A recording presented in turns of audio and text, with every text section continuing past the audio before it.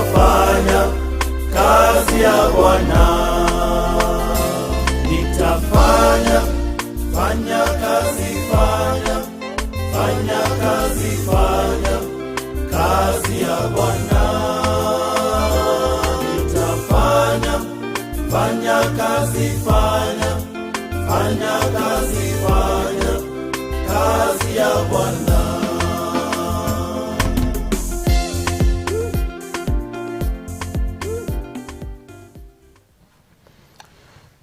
Well, when you hear that tune, it means it's about time we talk about issues to do with PCMF. And here in studio today, the 3rd of November 2022, I'm joined by one of the leaders in that team, and of course one of the members of PCMF. But not only that, he is also, I want to get the title right here, he is the Deputy Director, Socio-Economic Policy Governance and Chief Research and Scientist at the Kenya Forestry Research Institute, that is KEFRI. He is in studio with us, the one and only Dr. Joram Kagombe. Dr. Joram Kagombe, karibu sana. Asante sana. What do you feel, how do you feel when you hear that town? Nitafanya kazi tena kazi. How do you feel when you sing that? Yeah, that's a very good motto song for us, because it's saying that you are there to do God's work, and you are promising to do God's work when you are still alive, because we are supposed to do God's work when we are still here, and do it to the glory of God. Yes. Yeah. And one of God's work that He gave us is to take care of the environment. Sure. And that is your area. That is my area. Yes. Yeah. Today we want to talk about issues to do with commercial forestry, and you're allowed to also weigh into the conversation tonight. Send us your feedback on Twitter, KAKTV_Kenya, on our Facebook page, KAKTV Kenya, and of course on our SMS number is 0341220044, and my own personal handle is at Vin Kerosi on Twitter and Vincenzo Kerosi on Facebook. You have your social media handles that we can also share? You don't have one. When you leave here, I'll make sure that you have one. Okay. Yeah. Now, let's talk about commercial forestry. But before then, is commercial forestry the next frontier, or it is already? Maybe before I talk about commercial forestry, it's also good to just say something about myself. Yes. As you said, I'm a research scientist in Kenya Forestry Research Institute. Yeah. And I read that important section of socio-economic policy and governance. Yeah. And I'm also an elder in PCA, PCA Nairobi North, Kahawa Farmers Parish. Okay. So I'm born again, and as I serve God knowing that there's a God in heaven who, when we serve Him diligently, He will reward us here and also in heaven. Coming to commercial forestry, I think we should first of all ask ourselves, why commercial forestry? Yeah. And this country, we have, Kenya is classified as a low cover forest country, because our forest cover is not yet 10%. We are now at about 8.3%. And aspiration of countries which are doing well economically is to have 10% forest cover.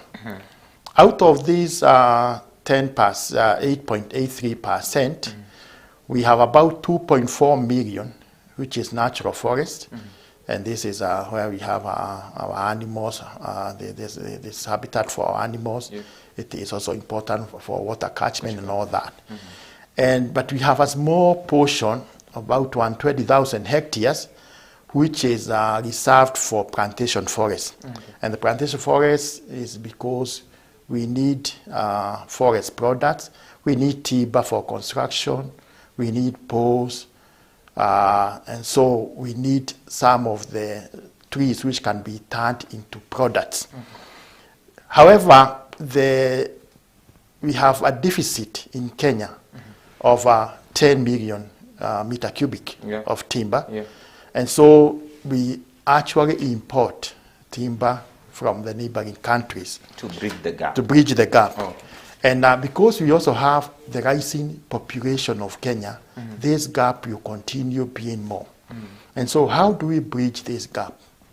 One way of bridging the gap is to have entice entrepreneurs to plant trees on their farm, planting trees in private farms. And the other area where we need to do more is planting trees in arid and semi-arid areas, because that's where we have the space. And so the 10%, there's a strategy. We had the strategy of 10% tree cover, and even now we have this other accelerated forest restoration strategy. And the government is looking at getting about 300,000 hectares under outside gazetted forest. And these are what we are talking about, commercial forest. And commercial forest is when you are doing forest as a competitive land use option. Just the way you can do coffee, you also need to think of how you can plant trees to make money. And as you make money through trees, that means you have to adopt the right practices, including even quality seeds. You also have to adopt the right silvicultural management practices, such that you can have the highest return.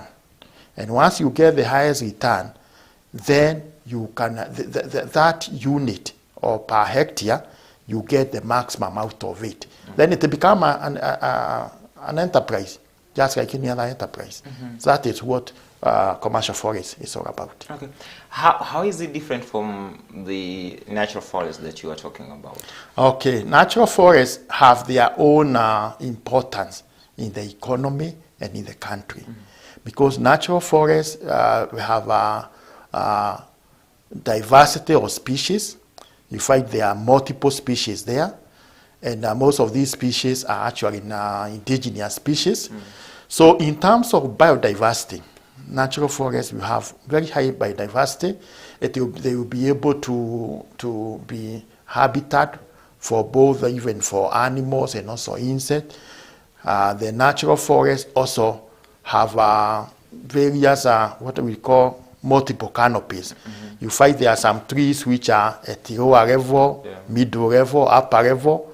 But now when we are talking of commercial forests, mainly we go for monoculture, that is one species, and we are trying to maximize production, such that it's just like the way you can plant maize or coffee, and your idea is to plant it for a season, and you are planting it also for a purpose.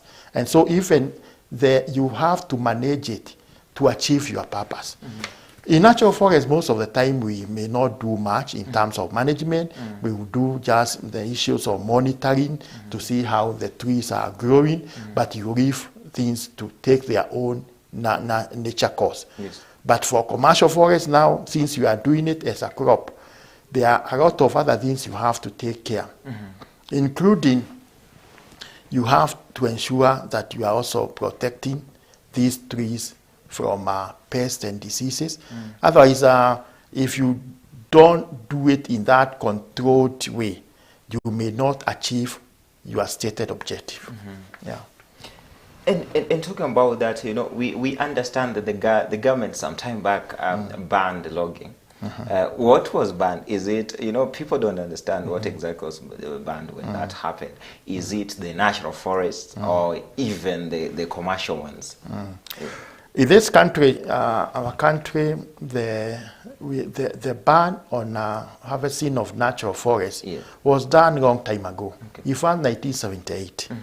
That's when the government banned exploitation of natural forests. Because the government found it fit that natural forests serve a bigger public good in terms of water conservation, issues of enhancing aeration.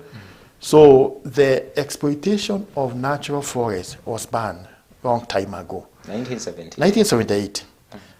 So when you hear or you see people exploiting natural forests, that is not legal. It is illegal. And I think we should also now make boundary between when you are doing the right thing and when you are not doing the right thing. Yeah. Because sometimes you may find even people say, no, there's natural forests which have been destroyed in Mau, but it is illegal. It's just like somebody who can come and steal from you. The person who will steal and the law you may catch up with him, but he is doing it illegally. But the issue of the plantation, these are the ones which have been occasionally being banned. Like there was a time it was banned between 2002 to 2008.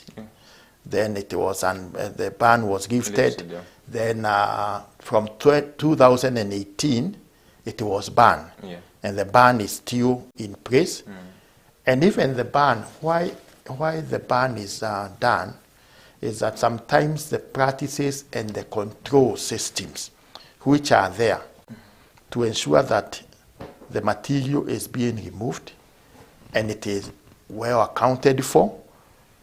So sometimes those systems are weakened. And so the government will normally do the ban to allow tightening of the systems. So the ban is not done forever.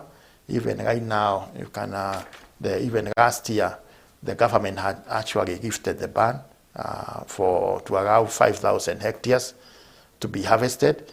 But there was also an issue which was also brought through some of the civil society that the system had not been done well. So the case went to court, and now the court decided that the systems need to be done properly before the ban is lifted. So that's what we are talking about, the ban. And we are talking of trees which were planted with the purpose that they will be harvested once they achieve their rotation. Like if you talk of cypress, the rotation is about 25 years. Yeah? Some of the eucalyptus, the rotation could even be about 10 years. Yeah? So if these trees are not harvested once they achieve their rotation, they continue staying in the forest without any additional economic benefit. In fact, they deteriorate because they get some of the, like cypress pine, they will get what we call heart rot. Heart rot is, they start rotting from inside. I don't know whether you have ever cut the tree, and when you cut the tree, you find there is a hole inside. So that tree is not useful. So at the end of the day, we have so many of those trees which are now in our forest. And if we don't harvest, finally they will die because their maturity, once they get to the maturity and you don't harvest, finally see the tree will die because a tree is a living organism. And that won't make any. That will not make any economic sense. Now, then, formulating, coming up with, commercial forestry, there must be laws and policies that might be behind this, that guide this sector. Are there? And if there, then what are they, and how does one craft around before now becoming a commercial forester? You see, in this country, one thing we have very good policies and legislations. In fact, even the neighboring countries, they come to borrow from us. Because in terms of policy, the biggest anchoring role is the Constitution. Constitution gives us a very good leeway. It has even a whole chapter on issues of land, of environment. It also talks about how we should benefit from the natural resources. Then you come to forest policy, also mention about issues of how we can do commercial forestry. The Forest Act itself has provision, even incentives on how people can tap into commercial forestry. Then there are also policies like the policies which also allow things like land use policy. Land use policy and land Act also defines issues of ownership, because you cannot also do commercial forestry in an area which the ownership is not clear. So you must also be sure what type of ownership, because you are putting trees for about 20 years. So ownership becomes very important. Yeah. So in terms of registrations, and I think we do have, they are there that support commercial forestry. And we also have even PPP, Public-Private Partnership Act, which also comes in to allow private people to come and support government efforts in taking large-scale projects of government. Yeah. What are the opportunities then that an innovator or an investor can, tap into in this sector, in this big field that is commercial forestry? That maybe a person will come in and know that this is an opportunity, this is a venture that if I went into, then the opportunities that I'm going to exploit. Yeah. There are many opportunities. One, which there is opportunity in terms of tree seed production and distribution, because you must have quality seeds to be able to come up with a quality commercial forest. Because if we are talking of quality trees, it's just the way we have maize. There is hybrid maize. If you want to get high yield, you normally go and plant hybrid maize, isn't it? So even for trees, there are also opportunity to have high quality trees. And this is where Carefree is the source, Kenya Forest Research Institute. We help, we are the source of the quality tree seeds in the country. And so there is opportunity in terms of this coming up with the sources for those seeds and also distribution. The next thing is tree nurseries. Because when you get the seeds, you have to take care of them in the nursery so that you can now sell the seedlings. So that is a very big opportunity, and especially the youth, they are coming with those nurseries where they produce quality seeds, tree seedlings, and for them to make it even more entrepreneurial, they combine sometimes the trees and also fruit trees, and even trees which are also for urban landscape, so they can make money out of that. Then there is the farmer, that person who wants now to go and plant trees in their farm. So you have land, and even if you don't have, you can lease land from somebody else who has, and then you go to actual doing planting of the trees.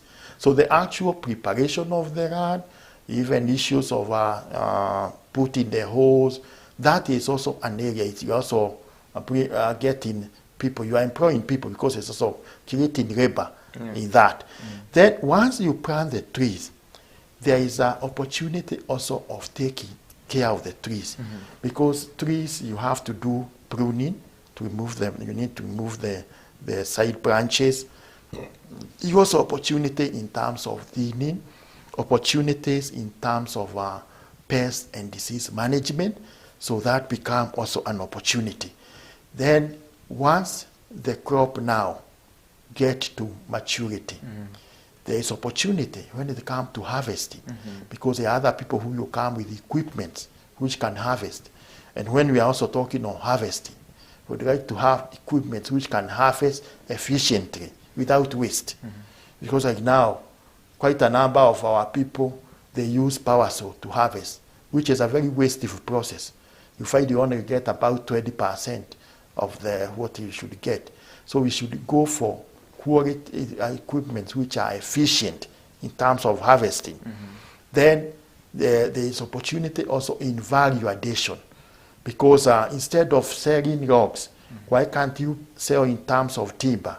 Why can't you sell in terms of graded timber? Why can't you even change it into some furniture products? Then you get more money. Opportunities also in terms of non-timber forest products also, because there are also products which come from forest where you like gums and resins. You don't have to cut the tree, then you can be able to sell. So these are a range of opportunities. And the other final opportunity I'd like to mention is opportunity for doing commercial forest within the dry areas. Carefully, we have been doing research for one of the tree called Melia Volkensai. It's called Mokau.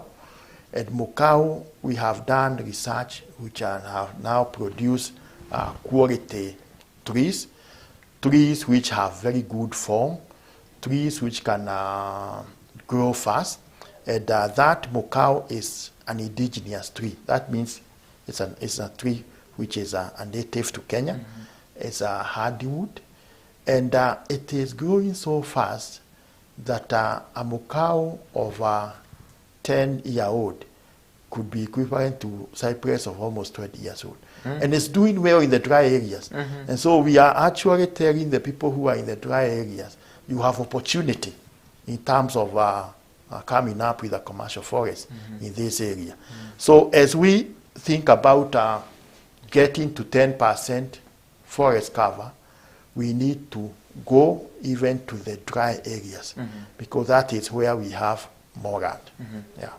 Yeah, and you know, talking about opportunities, the government has also, you know, brought up this issue to do with affordable housing, and I think it's an opportunity that now, if you are a commercial forester, then this is an opportunity that you can tap into, because if the government wants to go for this and they're pushing this project, then who else is going to benefit? Because the timber is going to come, you know, locally and all that. Is it an opportunity that now people should really look into and look at it more with more open eyes than they did the last few years? Yeah, that's a very good opportunity, because when you talk of affordable housing, timber is one of the main products that is used in construction. And of late, we have seen a situation where people are changing from using timbers for roofing trusses. They use metal. And when they are using the metal, you see, when you are using the metal, you have to import. Yeah. And so we are using foreign currency. So if we have timber which we can grow within, and we use it for the purpose of our construction, then the cost of construction would go down. Yeah. But this is where we need to work also very closely with the Ministry of Public Works, Ministry of Housing, such that we can also develop good standards which can be for our timber, such that these standards can be developed and they are also enforced, so that we can increase uptake of our timber in construction. There is also the aspect of what we call timber grading, because when you go and buy timber, most of the timber in this country is sold as ungraded timber. And what I'm taking of grading is that you may find a timber with the knots, and when it has a lot of knots, it's not very good even for furniture. Yeah. So what the practice elsewhere is timber is graded, so such that the timber which is not free fetches higher money, and the other one fetches lower fee. So these are the practice that we need to go for. And going forward, we are also we need to develop what we call certification. Certification is also ensuring that you can be able to know where that timber came from, to a point that can I be able, if I'm using timber in a large scale, can I be sure that it came from a source where it was produced using in a sustainable way, in a way that the general practices of our forestry have been followed well. So there's that aspect of forest certification comes in. The other thing about issue of timber is also, there's one also crop called bamboo, which is also becoming increasingly being adopted also in construction. If you go to China and India, they use bamboo a lot in construction. So we need also to upscale use of bamboo in this country. And the good thing is bamboo, it grows very fast. It's not even like the other trees. Yeah. They grow very fast. Within maybe 6 years, you're harvesting. Yeah. Do you feel that the public is getting enough information on this topic, on this issue of commercial forestry? Is there enough material out there for Mwananchi to understand? Especially you now speaking for the front of Kefri. I think we don't have enough material, and that's why last year we organized the first ever Kenya Commercial Forest Investment Conference, which was held in Kefri. And it was a meeting which attracted people in the region. They attracted even people from other countries. And we brought those stakeholders, almost about 500, to discuss what can we do in terms of upscaling commercial forestry. And part of what you are saying came up, that we need to do more awareness on the opportunities which are there for commercial forestry. And as a follow-up of the workshop, the participant came up with what we are calling Commercial Forest Investment Center, which is housed in Kefri. And that center will work with the stakeholders to create more awareness on commercial forestry.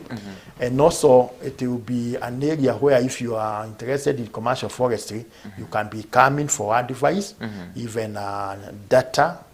So we shall package the information which is available to give to our stakeholders, because we need to actually profile this as an opportunity. Because when you go to, the good thing with the trees, Vincent, is once the tree established, it will continue. Especially when we are talking of these issues of climate and the like. Once a tree established, within 3 years, it will continue. But the other crops, you know what we are going through, that there are crops, you plant crops, then they fail year in, year out. But the trees, once it is established, it will continue to the rotation. I want us to take a short break, but when we come back, I want us now to look at the government and what it's saying, because we know the government is fronting, the new government, the Kenya Kwanza government now, under His Excellency the President, William Ruto, said that his target is 30% of forest cover in the next 5 years, in the next 10 years or so, in 2032. How achievable is that? You help us understand that. And also talking about issues to do with climate change. Right now, the world's wobbling with that, and we need to see how commercial forestry can come in and bridge the gap and bring solutions into this. We are taking a short break. We'll be right back. We want to continue this conversation. If you have any question, inquiry that you like, the expert in studio, he's a chief researcher and scientist at Kefri, Dr. Joram, will help us understand this. So if you have a question, inquiry, send it through our SMS number 0311220044. Our social media pages, CAC TV Kenya on Facebook, CAC TV Kenya on Twitter. My personal handle is CAC at Vincent Kirosi on Twitter, and of course at Vincenzo Kirosi on Facebook, and you're able to sample that even as we continue with this conversation. I have a few bites that we are going to listen to. I have a bite of the president and of course the deputy president on the Shamba system, which is an issue I know you have interest on, and you're going to help us understand all these, of course, at the other side of the break. Don't go away.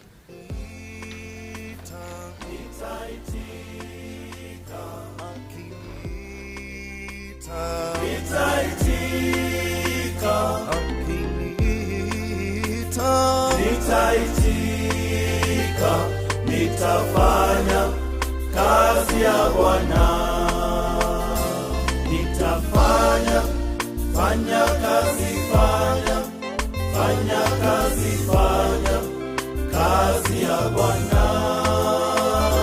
Nitafanya, fanya kazi, fanya kazi, kazi ya Bwana.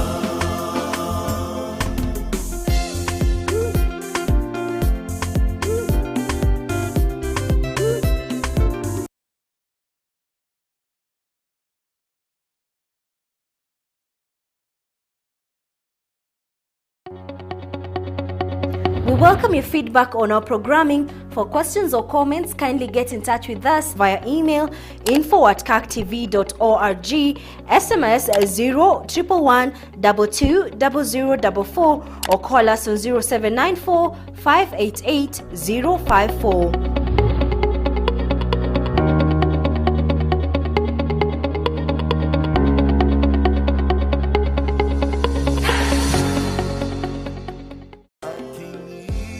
CAK TV presents a PCMF commissioning service this Sunday, the 6th of November 2022, which will be held at the PCA Kingongo Parish, Kingongo Church. The host minister will be Reverend Patrick Kamathi, and the presiding minister will be Reverend Henry Kaira. The event will be live only on CAK TV starting from 8:30 a.m.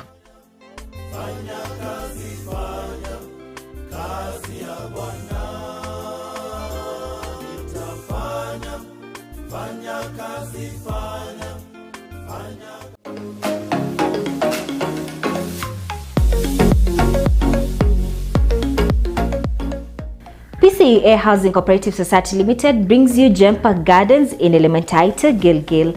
The 50 by 100 plots are located 800 meters from Nakuru-Nairobi Highway at the Diatomite Factory. Non-commercial plots are selling at 600,000 Kenya shillings for PCA Housing Cooperative Society members and 650,000 Kenya shillings for non-members. Commercial plots are selling at 650,000 Kenya shillings for PCA Housing Cooperative Society members and 700,000 Kenya shillings for non-members. All the plots have ready title deeds. Pay a deposit of 200,000 Kenya shillings and the balance in 3 months. For more information, call us on 0708 145 222, 0708 145 222, or email pcahousinglimited@gmail.com. Jempa Gardens Elementaita by PCA Housing Cooperative Society Limited.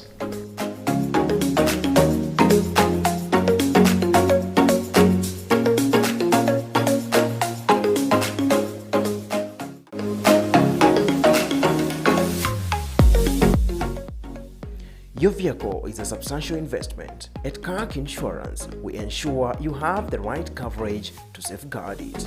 We will guide you to a fast, reliable, and affordable motor cover.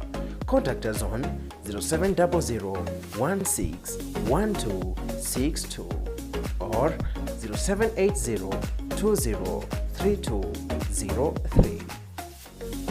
Email us via kakinsurance@pca.or.ke.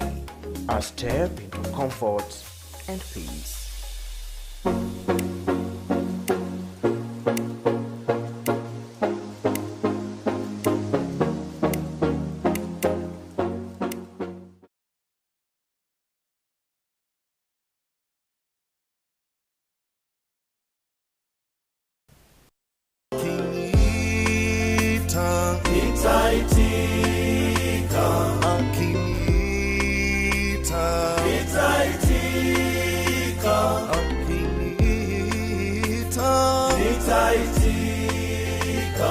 Nitafanya kazi ya Bwana, nitafanya, fanya kazi, fanya kazi, kazi ya Bwana.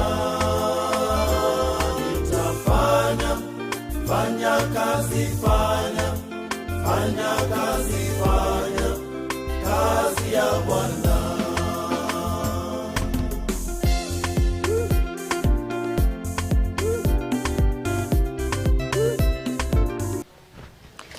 All right, welcome back. This is still continuing the broadcast on PCMF Week today, talking about commercial forestry. In studio, of course, Dr.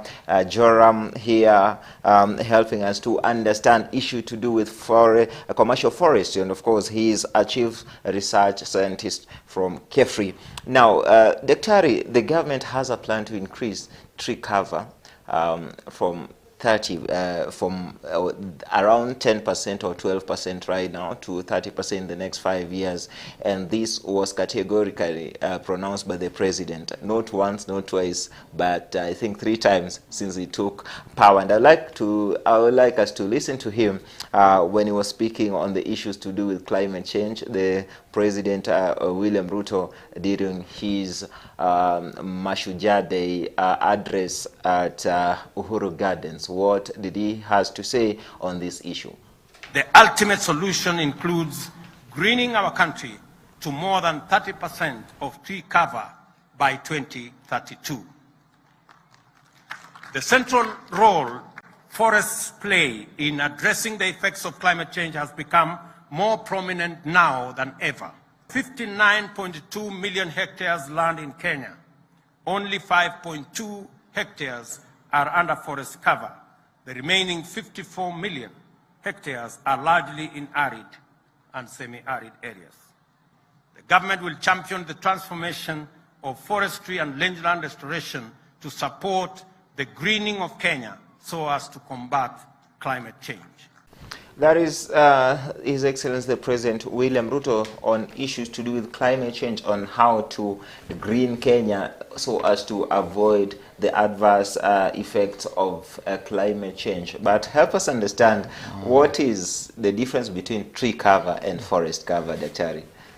Okay, I think there is when we talk of a forest. Yes. Forest, various countries define what is forest to them. Okay. And in Kenya, a forest is should have an area of 0.5 hectare. Okay. Then the trees there should have 2 meters height and a canopy of 15%. That defines a forest. So if you have some trees which are scattered in your farm, that cannot be a forest because it has to be 0.5 hectares. Yes. That is about 1.5 acres.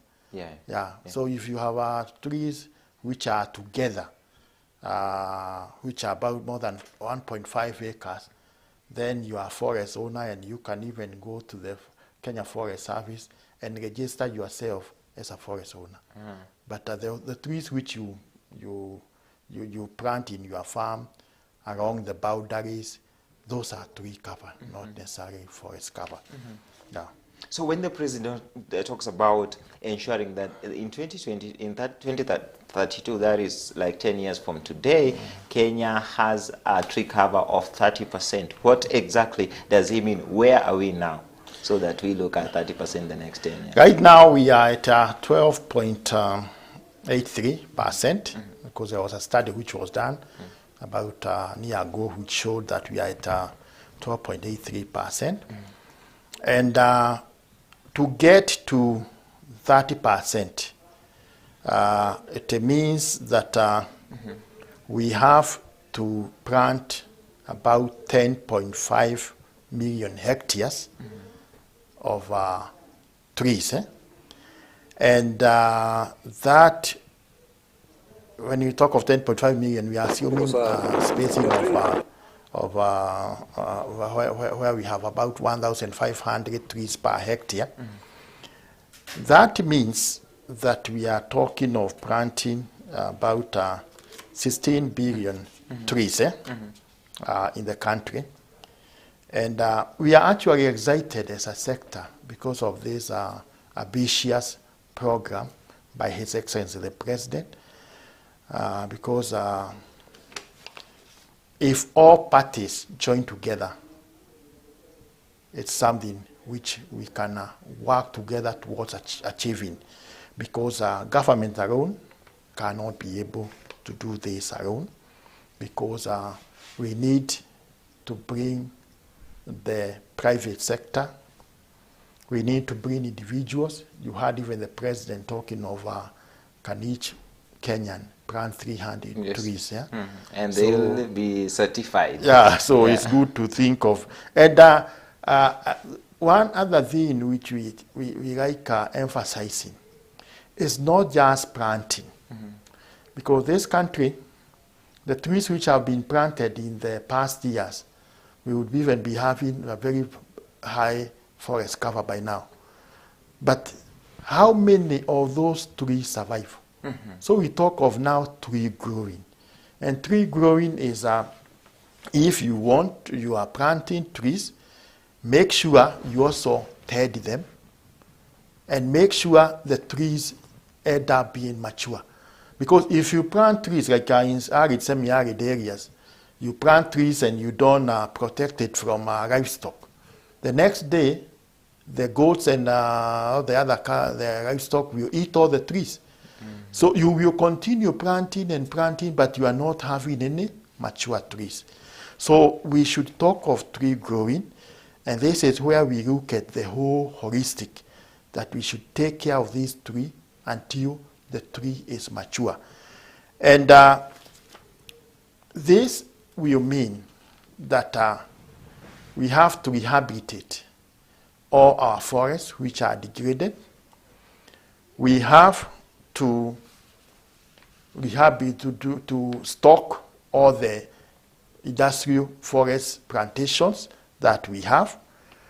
We have to promote commercial forestry outside the gazetted forest. And this is where the commercial forestry comes in very strongly. That we can upscale commercial forestry such that Kenyans will plant trees, trees which can make money. Because if trees can make money, then Kenyans will take it up as entrepreneurs. We also have to do bamboo along the rivers, such that we do planting of bamboo. We have to do rehabilitation of the dry areas, some of those degraded dry areas. Even along the infrastructure, if we talk of like now Rapset corridor, we can plant a tree corridor along the Rapset corridor. So this require everyone. It's not a government agenda alone. It requires even the county government to come in to help in these government efforts. The private sector, and I'm happy that Kenya Association of Manufacturers have come up with a program where they are also planting trees with the communities, and they have committed the areas which they have, which they want to plant. So we need to come in and know that once we plant these trees, Kenya will be much better country, because there are a lot of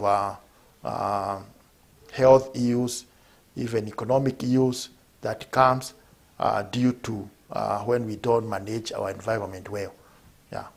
So it's achievable, but it has to be concerted effort by everyone. By everyone. Yeah. If we look at the past regime from 2013 to 2022, they also had an ambition of 10% forest cover now, not tree cover, is it?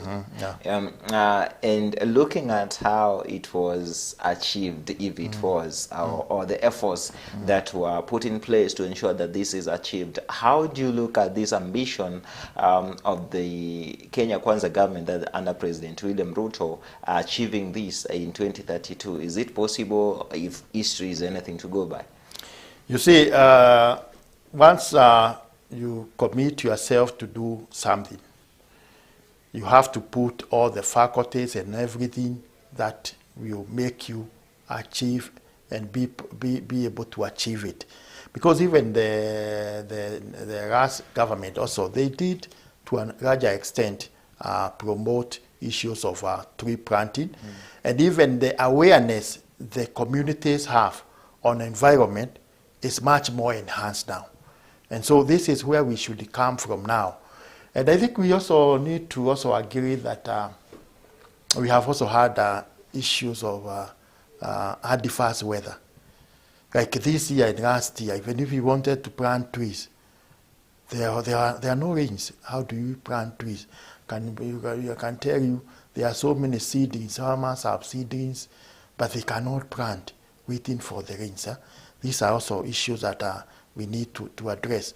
But it's possible to, when we have concerted effort, and because we are now talking in a TV which is also faith-based. We also have to change even our narrative, even in the church. Can we talk about environment? When we are preaching, when we are giving the sermon, can we talk about environment? Because God is the best teacher in environment. And he is the one who actually created all what is there in Genesis. So we should actually promote issues of environment, even within the church. And where the church-based institution have land, which is idle, why can't we plant trees instead of leaving that land idle? Because even if we plant trees after about 15, 20 years, you'll be able to harvest. So we read from the front. Even the church can have nursery, tree nurseries. If a church has a tree nursery, and the youth within the church can have that type of nursery, and then they can be distributing these trees to the faithful, such that we also speak the same language and the same narrative. Because I believe if His Excellency the President talk about this alone, and the others in the church and even within the mosque, we are not talking about it. We need also to talk about it even to our children. Yeah? To our children. Can we put this issue of environment, care of the environment, to our children, such that even as they grow, they know that we have a role and responsibility to take care of the environment. So when we own it, all of us, we will be able to move together. Even if we don't achieve the target, we will be near the target, and we'll look back and say that God help us to achieve what we achieved. The president talked about the land under forest cover or tree cover, and that was 50 out of 59.2 million hectares. It's only 5.2 hectares that is under forest cover for that matter. And I want us to listen to his bite on how many counties achieve this or are under this. If we can get that bite of the president on how many counties have achieved that tree cover, it will be awesome. The 10 counties with the highest forest cover are Nyeri, Lamu, Vihiga, Kirinyaga, Elgeyo Marakwet, Meru, Embu, Murang'a, Kilifi, and Nyandarua. On the reverse, the 10 counties with the lowest tree cover are Marsabit, Mandera, Wajir, Isiolo, Siaya, Migori, Busia, Machakos, Taita Taveta, and Uasin Gishu. I call upon the Council of Governors to facilitate more discussion to achieve parity in tree cover by using peer-to-peer learning and exchange of information. The government will champion the transformation of forestry and land restoration to support the greening of Kenya so as to combat climate change. Yes, that's the president talking about the counties that have achieved that 10% forest cover. And some of those counties include Nyeri, Lamu, Vihiga, Kirinyaga, and some more. But those that do not, they include, and it's interesting that even those that come from, sort of that supply with good, a good amount of rains year through, including the counties of Busia, Migori, Siaya, Uasin Gishu for all counties for that matter, are really under or below par in that matter. But again, there are counties that are coming from the ASAL counties, including Marsabit, Mandera, and Wajir, Isiolo included as well. What needs to be done? Because the president has called on the county governments to ensure that this happens. But what do you feel needs to be done in these counties to improve, at least to perform better going forward? I believe that the counties which have achieve 10%, they should not stop there. They should aim higher, because some countries like Finland has 70% forest cover. 70%. And so it's possible that we can achieve more, because some of these counties also we need to plant more. And the other counties which have low cover, I think they have need to put systems in place to ensure that there is a way of planting and also growing those trees. They could even have county forest conservation committees which can come in and see how they can increase the cover.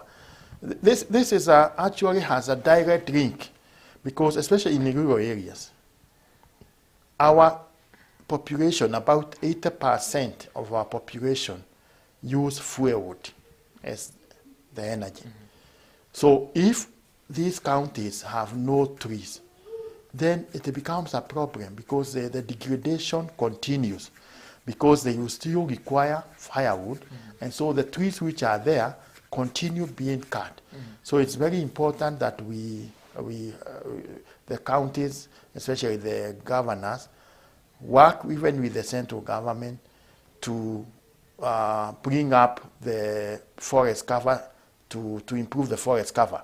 And one way is also setting land where they can establish woodlots, because we need to be clear that we need to establish woodlot in some areas. And where there are forests, let us not convert it to any other land use, because we should actually be increasing our forest cover, not reducing it. So we need to work together. And one thing is Forestry has developed what we call species site matching tool, whereby if you go to our website, you can be able to go and find, if you come from Busia, which are the species which can do well in Busia. We have also developed an application called Carefree app, whereby when you plant trees, you can upload these trees in that Carefree app, and it will show real time the trees you have planted.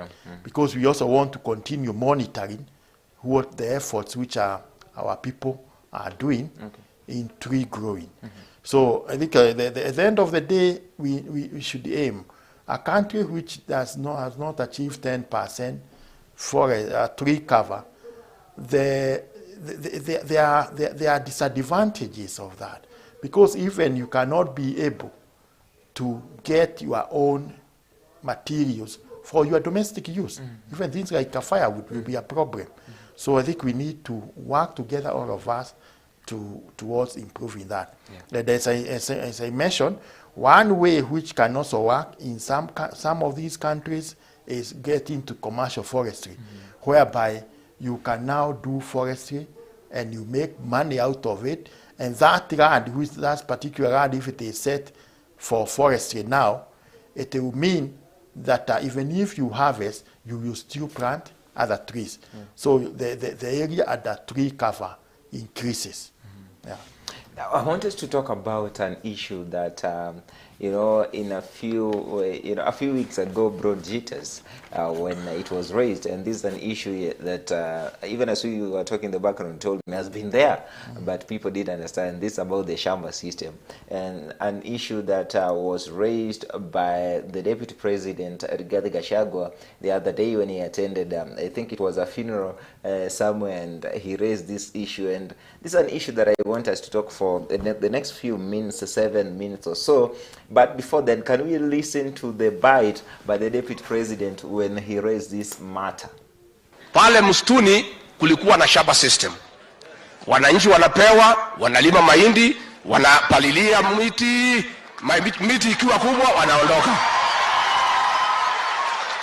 Mimi nasema hii serikali ni yenu.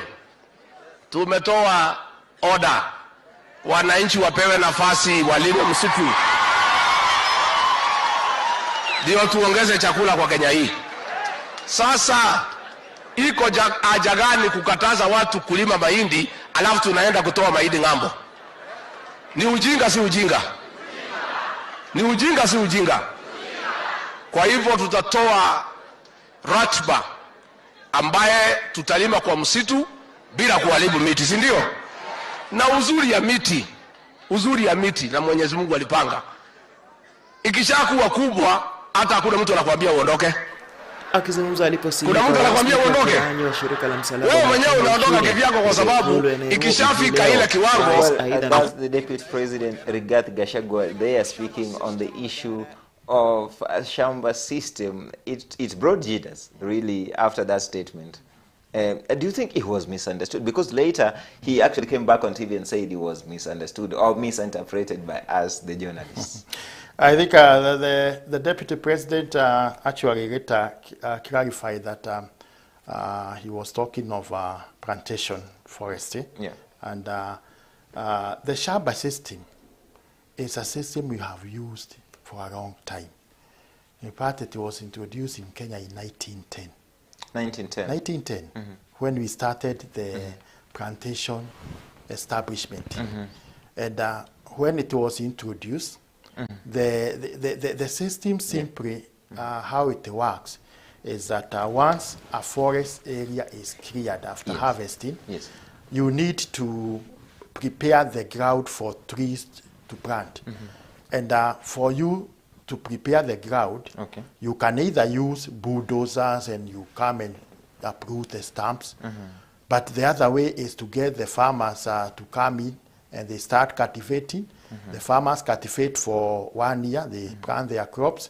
Then the second year, the trees are planted and they continue taking care of the trees and the crops for the next 3 years until the canopy closure. And this is the system which has contributed to establishment of the plantation. I say the plantation areas are about 120,000. And over time, it has been changed. The terminology has changed from Shamba system. It was changed to non-resident cultivation. Then we now call it PERIS. PERIS, right? PERIS, Plantation Establishment and Livelihood Improvement Scheme. But all the same, the concept is the same. And this system leads to a win-win situation whereby the farmers are able to cultivate their crops and they can get some income out of the crops. Then the Kenya Forest Service is able to raise the trees without necessarily spending a lot of money, which they would have spent in land preparation and also taking care of because those trees could have been weeded. However, it's good to mention that there has been abuses of the system. And abuses of the system is mainly due to governance issues, the supervision, because there are rules which are set for the farmers to follow. And these rules are supposed to be supervised by the forest officers. So where it is not working, you find that there is an issue of lack of proper supervision. And this is an issue which the forest managers, the Kenya Forest Service addresses. And there has been continuous improvement in this area. And so I think it's not an issue, it's an issue which has been there with us. And I think the Mwananchi should also be made to understand that Shamba system does not happen in natural forest. Where you find Shamba system happening in natural forest, that's illegal. And it should be stopped. It does not happen along the waterways. So it is a system which should be done with moderation, with a lot of supervision, with the rules which are set for the community to follow. And once the 3 years are over, the farmers normally leave. And one of the issues which we are actually having now is, especially when we have the moratorium, the ban in tree, when we are having the logging, then there's a possibility that most of those areas for planting, with the time, they will all be planted and then there will be no more. But I think we need to think of how we can engage with the farmers. Because under Forest Act 205, Forest Act 2016, the government engages farmers through community forest association. And the community forest association goes ahead to develop a forest management plan. And even they develop what we call forest management agreement, which have activities which CFA should do. So if we engage farmers to an extent that they are engaged in several activities beside the shamba, then they will continue being involved in issues of forestry and taking care of the forest until maturity. So we should all work towards improving the system and seeing how we can correct the issues. Yeah. I want us to get also a bite that supports you, of course, and this is an area where you are the immediate former chairman. Now the current chairperson also had his voice, of course, when this arose. And can you listen to that bite from FSK, that is the Forestry Society of Kenya? We have all along said that the shamba system is not evil as such. But what happened was that in the very old days, it was what we called a quota system, something whereby the settlers, the British settlers, brought in natives to squat in forests and farm. Along the way, some repressive measures made the process unpopular. And by 1975, it was condemned by the Dagwa Commission. Then it was called the resident laborers system. And it's at that time, and things were changing, that it was given a bad name, that you're exploiting the natives. So we've all along tried to now move away from that exploitation and make it, better. We are talking about the need for this country to increase forest cover. We are talking about investments in activities that seek to support conservation and sustainable management of forestry resources that we have in this country. Those resources are on public, they are on community, and they are on private land. But in the context of that discussion, then we are in a situation where we will rely very, very strongly on our scientific community and experts in the field of forestry to support and work around those efforts that I've just. Yes, those are just some voices from the stakeholders, and that is from the FSK, the Forestry Society of Kenya, saying that, supporting you in saying that this is one thing that is so good, and they've been always for it to be, more publicized and more sensitized to the public and citizens to understand. Yeah, I think that's what we need to do, give the right information to the public on what is shamba system and what is not shamba system. And we should not stop there, because I have heard that they have talked about relying on science. And that's where we come from carefully. We need to do more studies to understand the system. Where there are issues of governance or technical in nature, we try to correct the situation such that we can have a win-win for the country. Because there's one thing, there's the trees, much as we have the trees there, we also have to think of how do the people benefit from those trees or benefit from the ecosystem. Because if the people perceive as if they are no benefit from the ecosystem, then they will not be able to protect and take care of that ecosystem. So we should actually be working towards enhancing the value and the perception of the people in terms of ecosystem, that it's important that we need to take care of it and agree on approaches, because I think Shaba system is just one approach to plantation establishment. It's not the only one. Yeah. Yeah, I want us to maybe sample a few of the feedback from our viewers, because I'm told our time is almost spent already. But let me sample a few.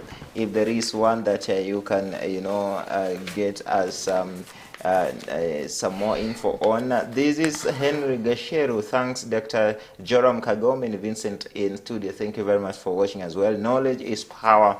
Commercial forestry is the way for Kenya. Men, let us be strategic in environmental issues, especially during this period of the PCMF week. This is something that you should push from your side. Yeah, it's important that men, we are actually the priest in our homes. And so if we champion something, the whole family will champion it. We are also the people who are like the owners of the land, because most of the land within the African context is men have a lot of ownership rights. And so we should be able to reserve some land where we can do commercial forestry. Some of the land which we inherited even from the parents at home, and you are not doing much with it. Why can't you think of planting trees? Because when you plant trees, they will not engage you full time, such that you can be able to do like to harvest after some years. It will be a very good pension package for you. And also we shall be making some money and also much more contributing towards the forest cover and contributing even towards fighting issues of climate change. Yes, and this is from your director, Henry Gesheru, of course, the director for PCMF, saying PCMF be intentional to begin tree nursery and to add to the forest cover. This missions week, we plant fruit trees and forest trees as we receive rains. The rains are here now. It's time to take advantage of the rains. We don't know for how long they are going to be here, but it's time to take advantage. Of course, and Nancy Masharia, thanks Dr. Kagombe, watching from Karen. Thank you very much, Nancy. Lydia Wambo, this is great, informative session there. Blessings, my elder, Dr. Joram Kagombe. This is probably one of your... one of my members. Yes. Beatrice Kimenju, trees are important to human beings. This is a fact that cannot be ignored.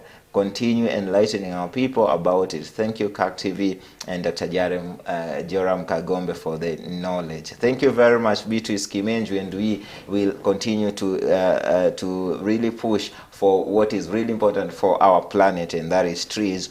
John Thiga, this is on Facebook. John Thiga says, following the program from Malindi. John Thiga is silviculture. I don't know what that means there. And there is, of course, John Mbai, very informative insights there, Elder Dr. Kagombe. This basically a few of our viewers following us and trying to tell us how important this show is to them and enlightening them on issues to do with a forest cover and forestry, or for that matter, and specifically commercial forestry. I know time is far much spent, but I can't, we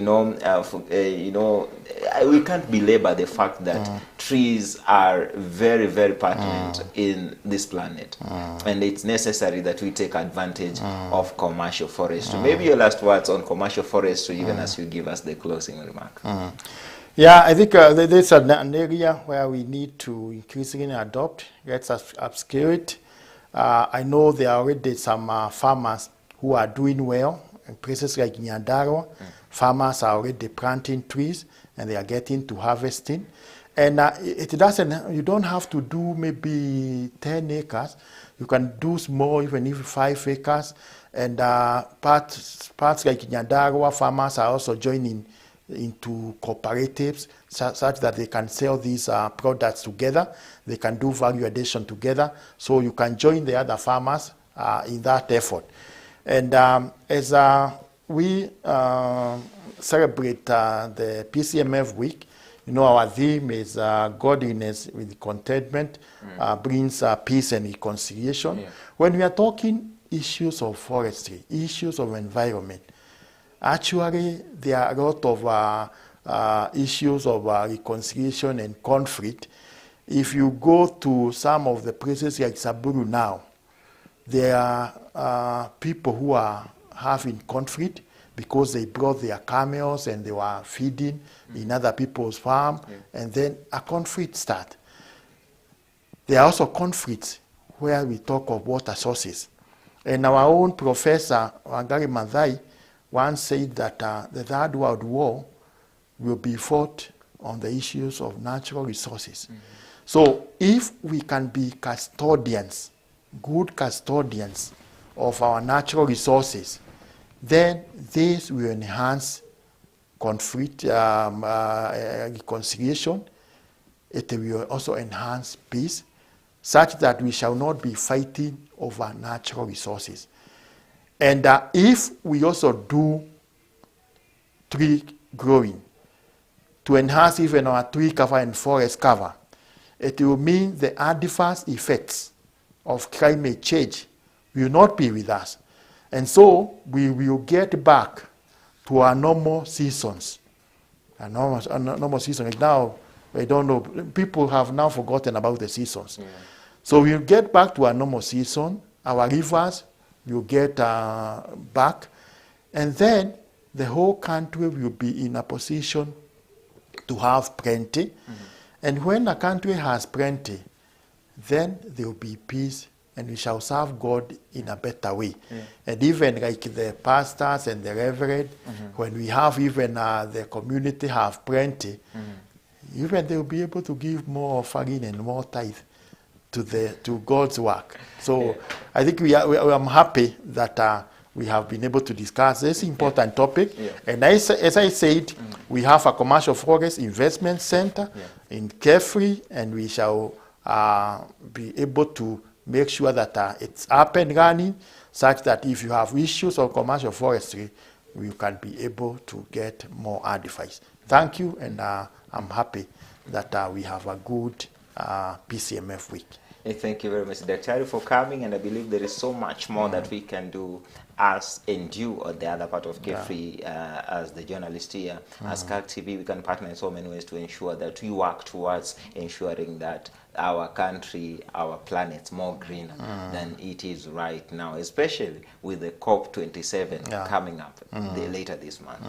Thank you very much for watching, following us this evening. A special show on PCMF Week today, measuring on commercial forestry with the one and only in studio, Dr. Joram Kagombe. He is a chief scientist, chief research scientist from Carefree tonight, helping us understand all the issues to do with commercial forestry. And it is it the next frontier? That's a question that we leave for you to answer. But he has tried to bring all the nuggets that are necessary for you to ensure that if you got yourself to venture into this, then you know that the future is probably more brighter and even greener for that matter. Thank you for watching again. My name is Vincent Kirosi. I see you again. Have yourself a good night. Have yourself a greener night for that matter. Continue doing the little that you can do to ensure that Kenya is more greener, even as we look forward to achieve the 30% tree cover that the government is pushing for the next 10 years. You have what to do and what to ensure that that is achieved. Kwaheri, have a good night. Thank you for coming, Daktari. Thank you. And God bless you. Yeah, thank you. Kwaheri.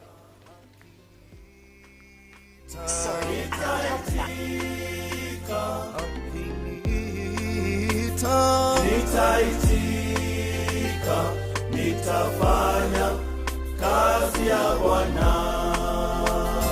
Nitafanya, fanya kazi, fanya kazi, kazi ya Bwana. Nitafanya, fanya kazi, fanya kazi.